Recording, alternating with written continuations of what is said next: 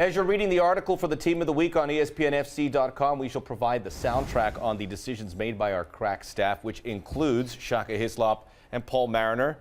Craig Burley's along for the ride. First of all, I want to ask the guys who made the selection, starting with you, Shaka. Are you happy with the selections this week? I am. I felt we picked a strong squad. I think there was little doubt as to who the goalkeeper of the week would be. Outside of that, some disagreements. But I think in the end, it's a strong squad that would beat most. Yeah, there's always a debate on what system we're going to play, and so that influences whether we put two strikers in, one striker, do we play 4-2-3-1, all this sort of stuff. But I think, Bakuna played very, very well. Klein, I thought, played excellently again. He's playing superbly well. Skirtle was sort of in my mind a little bit. I thought he was fantastic for Liverpool.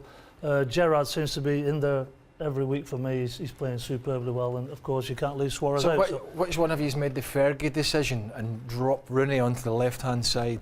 Well, and who had to tell him? That was me. I freely admit I didn't have anybody from either Manchester United or Arsenal in my selection. I found certainly when big teams have met this season that they've kind of cancelled each other out. And yes, it was the biggest game over the weekend in the English calendar, but no real standout performers when you compare. You guys look at some of the other games that went on. I thought it was impossible to leave Rooney out the lineup. I thought some of the guys back in England were quoted as saying he was like two players. He actually was. He was unbelievable for me. You mentioned that, but you mentioned Rooney and Gerrard. But you guys went off the radar a little bit. Morgan Schneiderlin and Adam Lallana, who had the nice goal for Southampton. Mapu Yanga and Biwa.